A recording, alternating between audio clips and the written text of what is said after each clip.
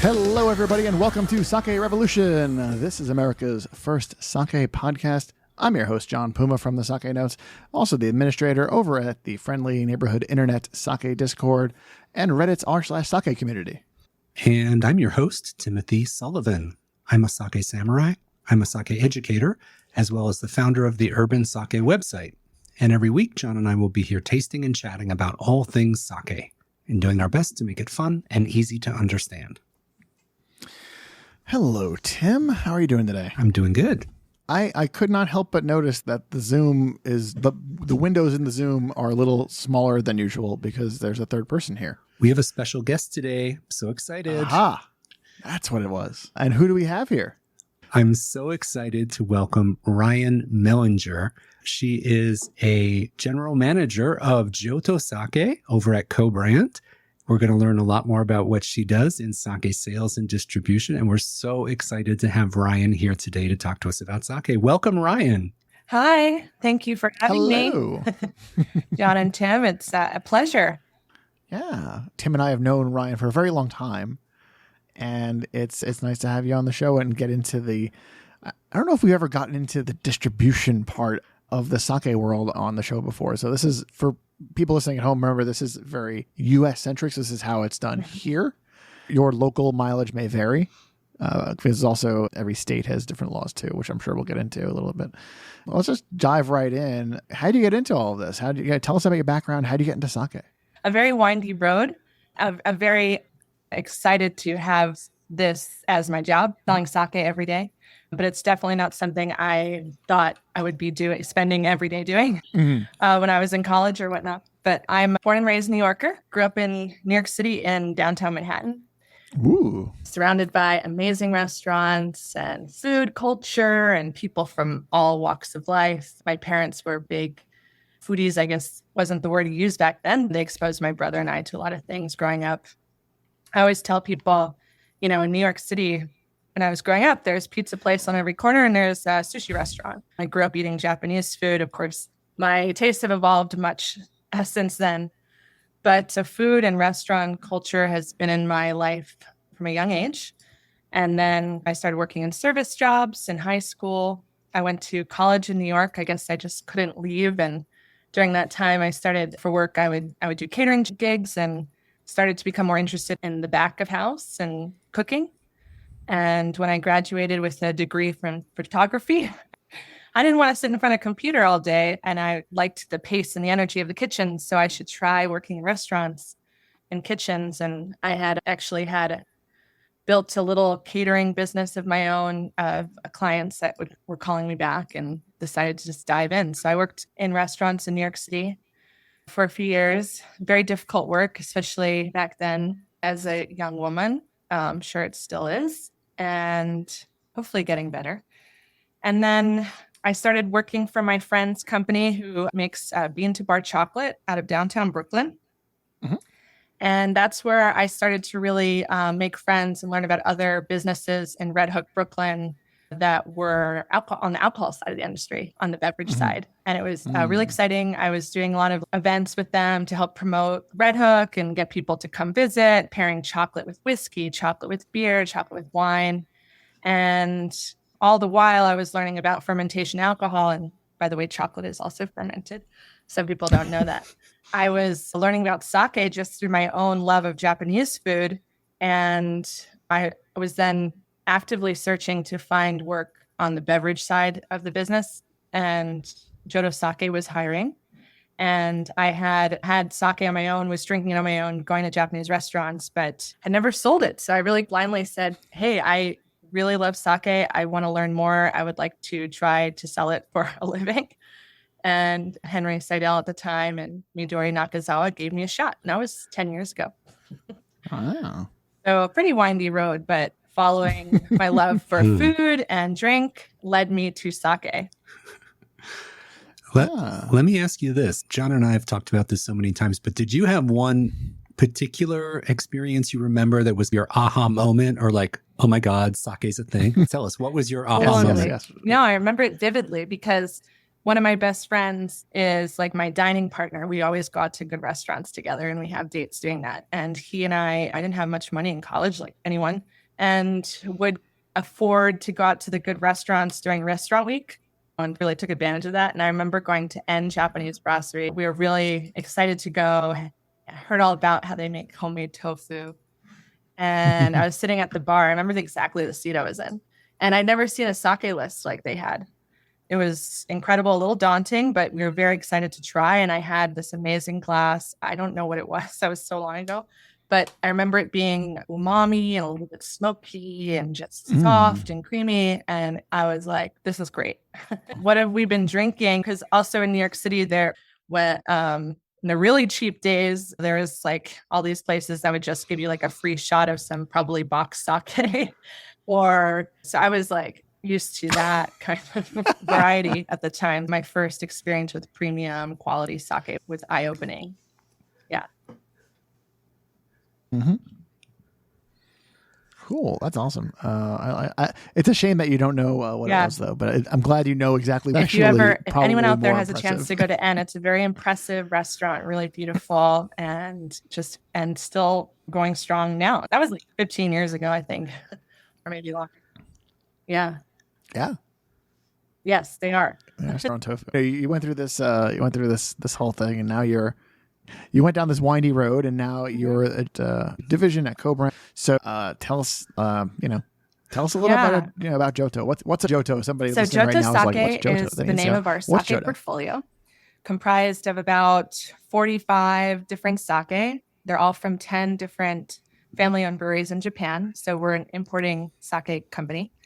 The company was actually founded in 2005 by Henry Seidel. Shout out to Henry, who had the vision to create a select sake portfolio that was Joto. Joto means highest quality. In practice, that meant having a very focused, curated portfolio of breweries that had a story to tell with great philosophies, histories, unique rice strains, yeast, really bringing great quality sake at a range of price points to the United States.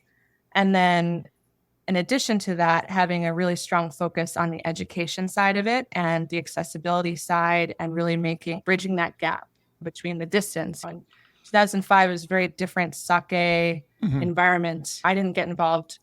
Henry didn't hire me until 2014. So it had already been 10 years building from the ground up in New York City. And obviously, Tim, you're part of that.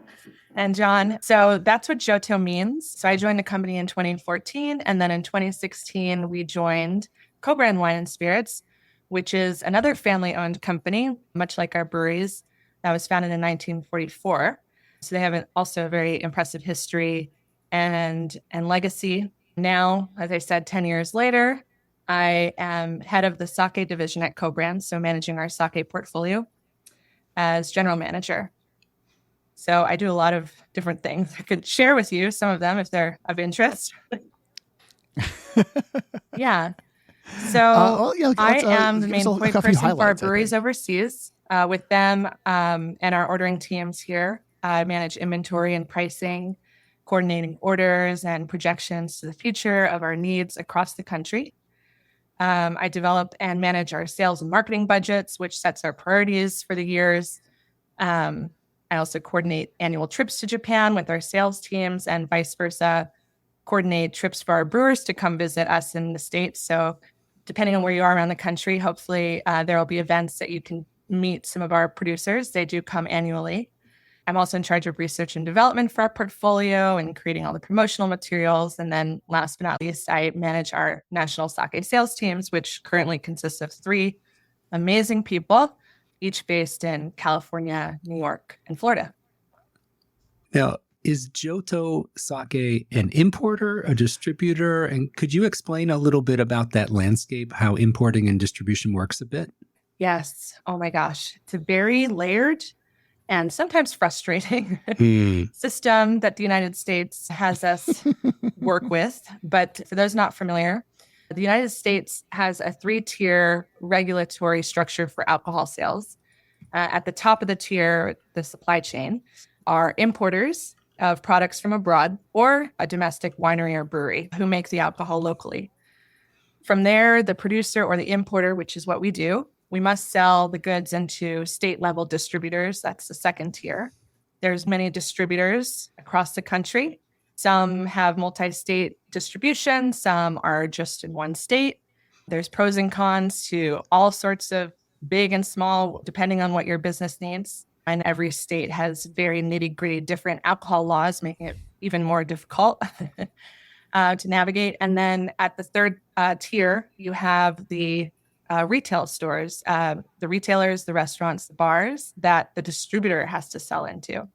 So as a person walking down the street and you want to go buy a beer, a wine, a sake, you have to buy from a retailer or a restaurant. You cannot purchase from the second tier distributor or the importer directly. So there are exceptions for, as we know, like domestic breweries or producers to sell direct to consumer locally, such as Joto Sake works in Brooklyn, Korea. You can go up and order a sake on tap, but as an importer, I can't sell you a bottle directly. It's a very complicated system that requires a lot of experience and knowledge to navigate successfully. So you can imagine some of the challenges that come with importing something like sake, which is from all the way around the world, and making sure that inventory is consistent and fresh, and that the people selling at all levels are educated and knowledgeable about what they have in their portfolio to sell to restaurants and retailers. So that's a large part of our job. But our team, while we're 4 people, work directly with every level of this tier. So we're often walking into stores with our distributor teammates and making those high-level presentations about our sakes for their menus or their shelves. And we also host events and tastings directly with those retailers and restaurant partners. So it's not hard to find or engage with us, but all the in-between is very complex and spidery, webby. Yeah. Yes. And all these different tiers and all this is a legacy of the repeal of prohibition, and all these laws were set up in the 1930s. And it's just a complicated web to navigate, especially with 50 different states, 50 sets of laws. So my heart goes out to you. It's a lot to navigate, but you're in the importing tier. But you, as you just said, you interface with all the different levels. So you're repping those sakes to distributors. You also go to probably retail stores and do tastings and things like that. So you're probably really in touch with all those different levels of sales and distribution. Yeah, I think working in sales is one of the most rewarding and difficult experiences. You really learn a lot. You're on the ground. You're doing the hard work. You're talking to every different knowledge level, interest level, sometimes getting in front of people who are giving you all the time in the world, sometimes people who have no time, right? And you're trying to make a case no matter what the day is, or getting people excited about sake and making it accessible. So yeah, it is very interesting, and I think very rewarding to have worked on with all those different levels of not just the 3-tier system, but also across the country, because the needs in New York are very different from the needs in Ohio, and very different from what Texas likes and what Miami's drinking. One thing I think is interesting, so you guys have like a relatively small group of breweries that you work with, but you have like really, I would say, pretty deep relationships with them. So how do you guys select those breweries? Yeah, I mean, since 2005, we're still only working with 10 suppliers or 10 breweries. We have a range of sakes from them, so we cover a lot of ground. But the legacy that Henry built and that we have continued at Kobrand is one that is, and he had obvious help from also other amazing people who worked for Joto and were my mentors as well. But the guiding principle is keeping it cohesive, representing a range of regions, styles, price points, but really, we're working with people. Obviously, the sake has to be delicious and consistent and survive the journey across from Japan to the States and that whole journey, and then still be consistently delicious and fresh, which is a major feat of the brewers, but they have to know how to do that. So once we've gotten past that point and we know that the sake is delicious and that they have really interesting story that makes it fun to talk about or relatable or intriguing to customers, then it's about the people. It's, do we jive? Are we going to be good partners? Because we're long-term partners. And that's really, in our mind, the only way to build brands that are unknown here. Some of our breweries are more well-known than others. Some of them are really the epitome of Jizake and really just selling locally in their region and are rarely found outside of that area. So it's our job as their importer to make sure that we're building the recognition correctly and really educating people correctly on what makes this brewery special. So we don't have sake that are from the same area. We try and not duplicate any region or any style too much. So thinking about how to develop the portfolio, it's really what holes do we want to fill? What stories are we missing? What styles of sake? What can we do to stay relevant for what the restaurants and the retailers and the consumers are drinking now? Nice.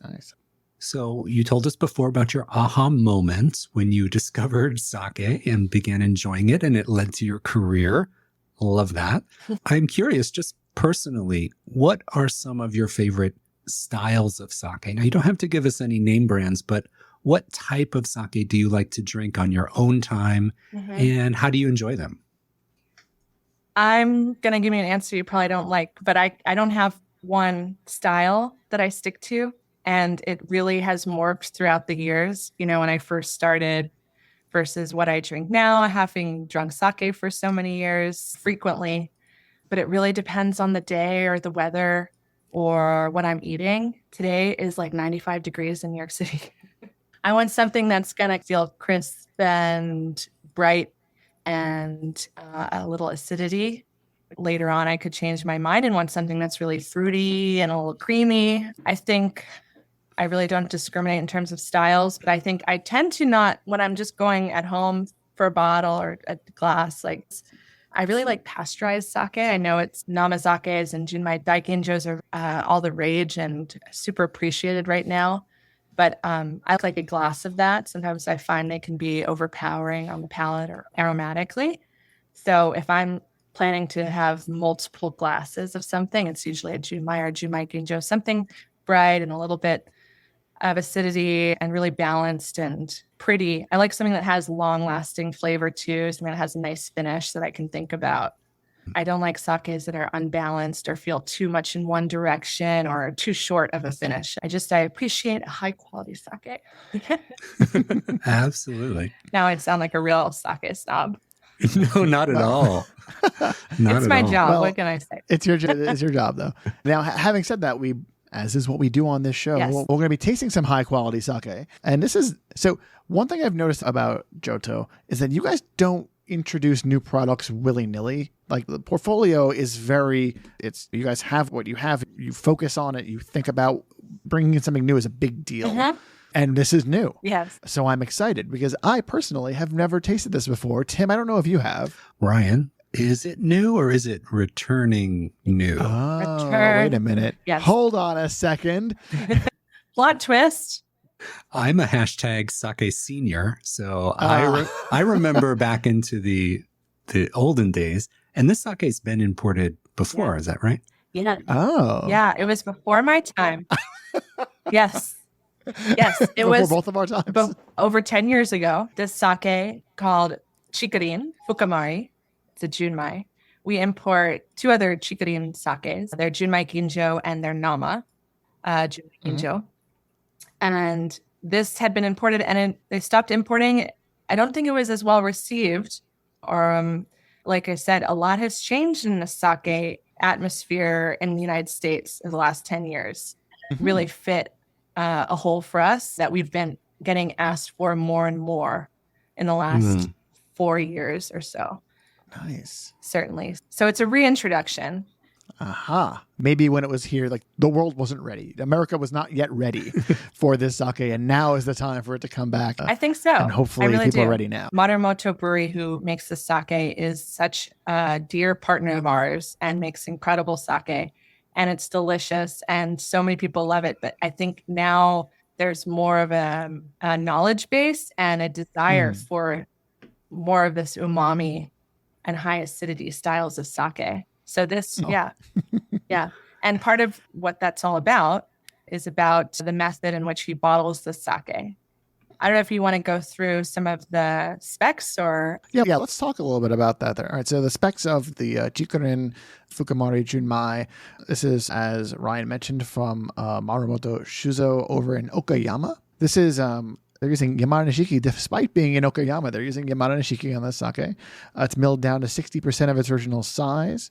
The sake meter value is +2, and the acidity is 1.4. Oh, and then we've got yeast information for this too. How nice. Yeast number 9. Uh-huh. And the Yamada Nishiki I mentioned is homegrown. They're nicknamed Farmer's Brewery because the farmers who grow the rice are also the brewers who make the sake. So he grows all of his own Yamada Nishiki rice. Mm-hmm. Excellent. Yeah, so this again is the Chikurin Fukamari Junmai. And this word Fukamari, Ryan, what does that signify? So this depth or deepness or richness is all about the layers of the sake. So Maramoto-san with this sake is playing with aging in a way. So more flavors are revealed over time with drinking. There's a more roundness that she'll pick up. So the method in which this is done is every brewing year, he makes a fresh batch of the Fukamari recipe.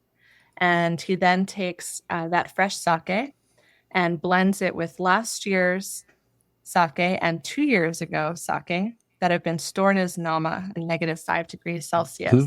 Oh my God. Okay. He then, that's what makes the consistent batch of sake. And that's actually how the Karoyaka Junmai Ginjo is made. Then he takes sake that's been bottled from anywhere from 3 to 8 years ago with that same process and blends it into the bottle before pasteurizing. So this bottle of Fukamari has anywhere from 3 to 8 years aged sake in it, but actually it's like a Solaris system in that you really can't tell how long because there's always a little bit being added into the next batch, and he's storing that for later.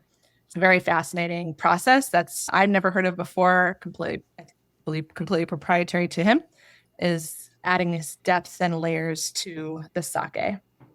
I've definitely never heard something like that before. Tim, what about you? No, that sounds so exciting, and it makes me want to get the sake in the glass right away. So Well, we can do that. I think we should do that. We have the technology. Let's go ahead and put some of that in a glass. Remember, typically on Sake Revolution, we use wine glasses here. You've got one at home. Don't worry too much about finding the right vessel.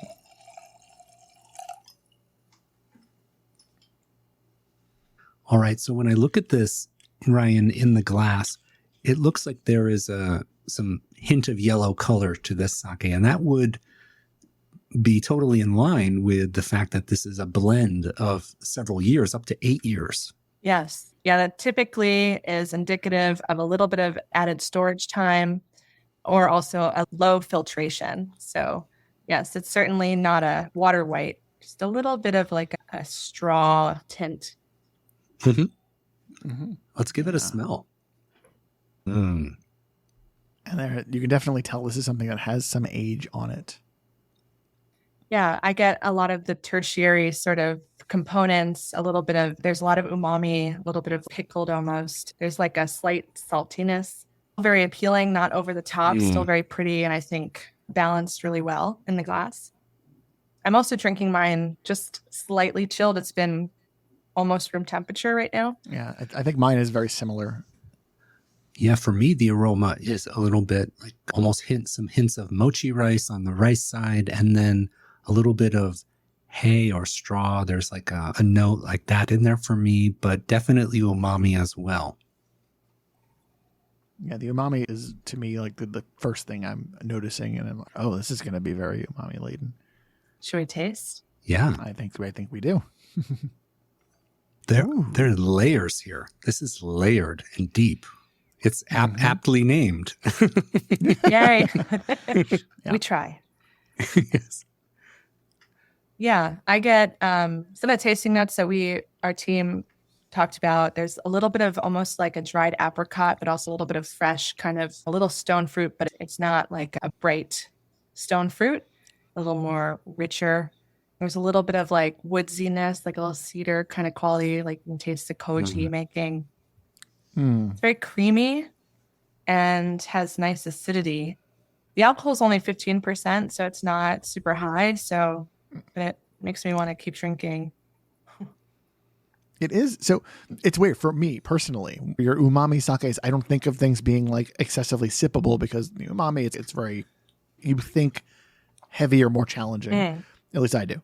But I've sipped this 6 times since we started tasting, and I'm like, I keep going back and go, have another little sip, and then just have another little sip. Isn't umami like all the things that make you want to keep eating them, like cheese and all those things that are just, it's that deliciousness, that sort of scrump, like unctuous flavor profile that makes you just want to keep having more. I think this would be a really fun pairing with a lot of different things. I have some leftover roast chicken in my fridge I will have for dinner tonight with this, and probably some pita bread and some tomato, actually. That would be like really nice. But you can have fun with sake. That's the best part. I know you guys know. I hope the people listening know you can pair with many different things, but this certainly lends itself to, I think, things that are cooked or roasted or pickled or, Yeah, I think that when we had Monica Samuels on a very long time ago, another importer, she had a very great comment that was like, don't be precious with your sake when it comes to pairing. Just eat whatever with it. Experiment, have fun, don't overthink it. Yeah. And I always thought that was a really interesting idea. It was like, because I think a lot of people do get into that headspace of we need to present this with something very blah, blah, blah. I think that's one of the biggest challenges that our sake industry faces if our goal is to increase sake sales and education around the United States, is that we need to get people to think outside of the traditional pairings since we're drinking sake. Absolutely. I think that's the key. The key to sake's growth is getting it out of the Japanese restaurant. Nothing against the Japanese restaurants. I love them. But getting it into places that aren't like Japanese cuisine or something like that. Just having it someplace that just has like American food is it's a game changer, I think. And it's the thing that everybody's searching for. Yeah. Absolutely. Absolutely. You can get tequila and wine from all parts of the world, and any place on the corner. Why not sake? Yeah. That's the world I want to live in. Agreed. That's what we're doing here. Yes, we're making that world. Yes. Ryan, I wanted to ask you if you had any stories or any anecdotes from this producer, from Marumoto-san, or from the Chikurin brand. Yeah. Anyone who has had the pleasure to meet Marumoto-san know that he is such a gem, such a lovely, endearing brewer and person. He is really multifaceted. This is in Okayama, in a very countryside region, Asakuchi, and they're at the base of these mountains. So there's not a lot else but farmland and rice paddies around, but he spends his time he thinks a lot about sake making and what it means in more of a philosophical sense. I know he spends a lot of time meditating and cares a lot about energy and what he puts into the sake. But then on the other side, he is also a house music DJ. He's got blue Russian cats around the house. He goes on motorcycle rides, backpacking trips in the summer when he's not brewing sake. He's got a lot of interests outside of sake, which I think really shows in the different types of sakes he makes. So the Chikurin brand is a very serious, beautiful, all estate-grown sake rice, and using time in different ways. So we have also namazake from them, which has no storage or aging, and the kadoyaka has a little bit. And then he also is the producer of Hohoshu sparkling sake. So very fun, useful, pink and blue, bright colored sparkling sake. And he is also the brewer that makes the Joto graffiti cup that we import. So a little bit of fine dining and casual. And he likes to experiment. That's cool. Yeah. I'm still wrapping my head around the house music DJ bit. Well, that's awesome. John, I have to ask you, do you think that I have visited this brewery in the past? Probably. I did. Statistically speaking, yes. I visited Marumoto Shuzo in 2008 in October. And so that goes way, way back. And I have 2 quick stories about Marumoto-san. I agree. He is a gem of a person.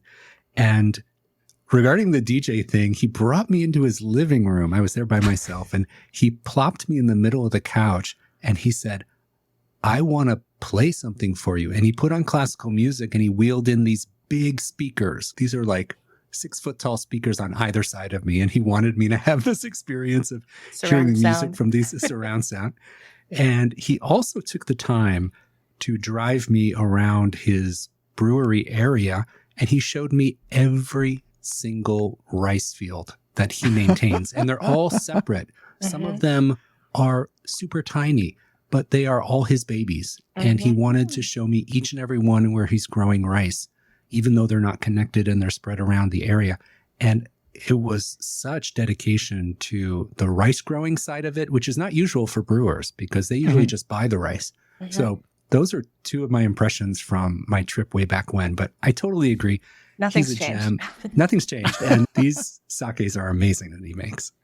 That's awesome. This has been just fantastic to have you on, Ryan. It's been so much fun to learn about the Joto portfolio, a little bit about your background, and particularly about this Chikurin brand and the Fukamari in particular. Thank you so much for joining us. Before we say goodbye, I wanted to ask if you'd like to share any ways that our listeners can connect with you or connect with Joto online. What's the best way to learn more about what you do? Thank you both for all the work you do in educating and making this podcast, inviting me. I love to talk about sake, so anytime. For those who would like to learn more about what we do, a great way is to visit our website, jotosake.com. It's JOTOSAKE. And also our Instagram at Joto Sake, which I also manage and try to populate with fun videos right from the breweries so you can see certain processes live in action. And we can't wait to see you or visit you in your city nearby sometime. And thanks for tuning in. Thanks again, Ryan. Thanks so much for joining us and sharing this delicious sake with us. Such a pleasure to have you today. I also want to thank all of our listeners for tuning in and joining us. We really do hope that you're enjoying our show. Now, if you'd like to show your support for Sake Revolution, the best way to support us is to visit our community on Patreon. We're a listener-supported show, and if you'd like to join us and support Sake Revolution, please visit patreon.com/Sake Revolution to learn more. Before we go, Tim, where can people find you on the internet? Oh, thank you for asking. If you're looking to learn more about my work, you can visit urbansake.com, the website, or Urban Sake on Instagram. I'm also teaching classes at the Sake Studies Center, so sakestudiescenter.com or Sake Studies Center on Instagram. And as always, Sake Revolution. Yeah, I think that's a given one. And how about you, John? Social media stuff is going to be, for me personally, is John Puma NYC. And then over at the Sake Notes, where my wife and I post our sake adventures occasionally, and we have a good time doing so. On that note, please raise your glass. Remember to keep drinking sake, and Bye.